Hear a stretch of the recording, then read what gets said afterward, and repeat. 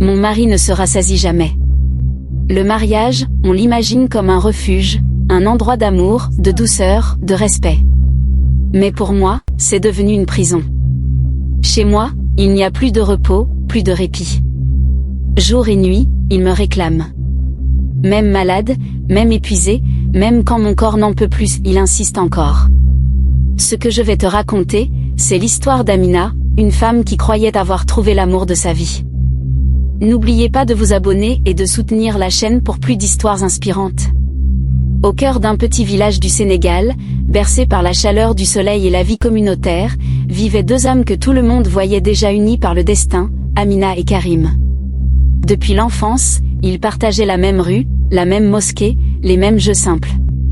Ils grandissaient ensemble sous le regard bienveillant du village, sans savoir que cette proximité allait lier leur vie pour toujours. Les voisins riaient doucement en les voyant ensemble et les taquinaient souvent en disant qu'ils seraient mariés un jour. À chaque remarque, les deux enfants baissaient les yeux, les joues rouges de timidité, laissant échapper un sourire discret. Même la mère de Karim appelait affectueusement Amina, ma femme. Ce qui n'était d'abord qu'un jeu innocent d'enfants commença à prendre une place plus sérieuse dans leur cœur. Avec les années, cette complicité se transforma en un amour profond. Pourtant, Karim restait prisonnier de sa timidité. Lorsqu'un autre garçon tentait de séduire Amina, il restait silencieux, incapable de réagir. Amina, de son côté, repoussait toutes les avances avec douceur, affirmant que son cœur appartenait déjà à quelqu'un. Elle attendait que Karim fasse le premier pas, mais il restait muet. À force d'attendre, Amina finit par se lasser. Ce silence constant la blessait profondément. Un jour, pour se protéger, elle décida de l'ignorer. Karim ne comprenait pas ce changement. Son cœur se brisait, son esprit s'inquiétait. Les jours passaient dans un malaise pesant.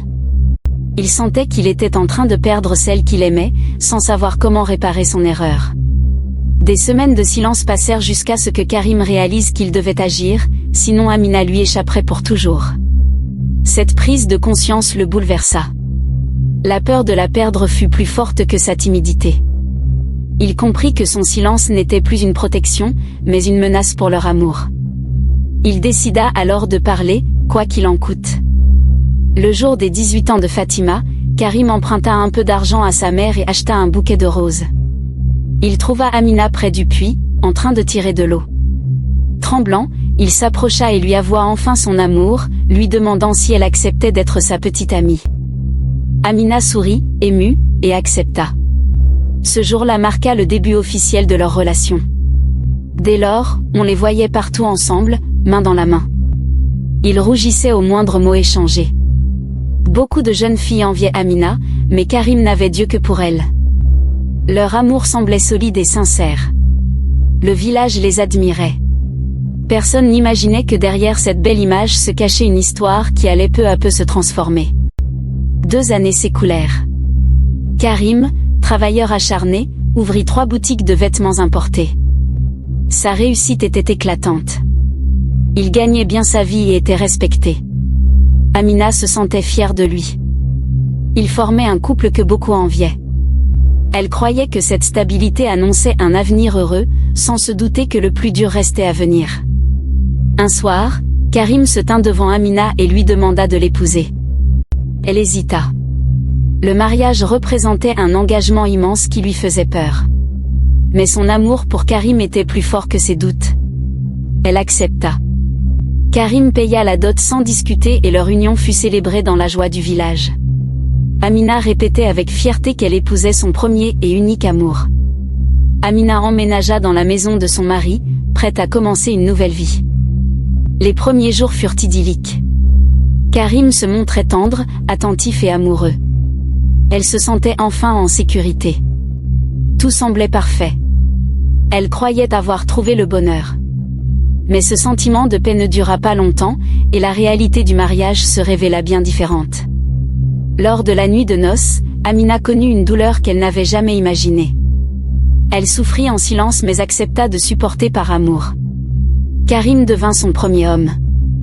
Malgré la douleur, elle se sentit fière, et lui aussi. Mais très vite, quelque chose changea chez Karim. Ce moment marqua le début d'un déséquilibre qui allait s'aggraver avec le temps. L'amour de Karim se transforma rapidement en obsession. Dès le matin, il la réclamait. La nuit, quand Amina cherchait seulement le repos, il l'attirait contre lui.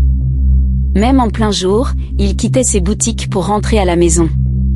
Pour Amina, ce n'était plus de l'amour. Elle se sentait épuisée, vidée, enfermée dans une relation qui ne lui laissait aucun répit. Amina s'épuisait chaque jour un peu plus. Pourtant, une voix intérieure lui répétait que c'était son mari, qu'elle devait aimer et supporter. Alors elle se taisait et endurait. La maison, autrefois refuge, était devenue une prison. Karim n'était jamais rassasié. Elle n'avait plus d'espace pour respirer, ni pour se retrouver elle-même. Un soir, après une longue journée de ménage, Amina s'allongea, le corps brisé. À peine avait-elle fermé les yeux que Karim s'approcha encore. Exaspérée, elle lui demanda de la laisser tranquille, disant qu'elle était fatiguée.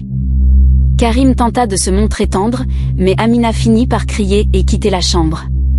C'était la première fois qu'elle osait dire non. Mes chers abonnés, maintenant je vous pose la question. Si c'était vous, en tant que femme, épouse, être humain, qu'auriez-vous fait à la place d'Amina? Auriez-vous continué à supporter en silence pour préserver votre mariage, ou auriez-vous choisi de vous protéger, même si cela signifiait tout quitter? Dites-le moi en commentaire. Votre avis compte, et votre voix aussi.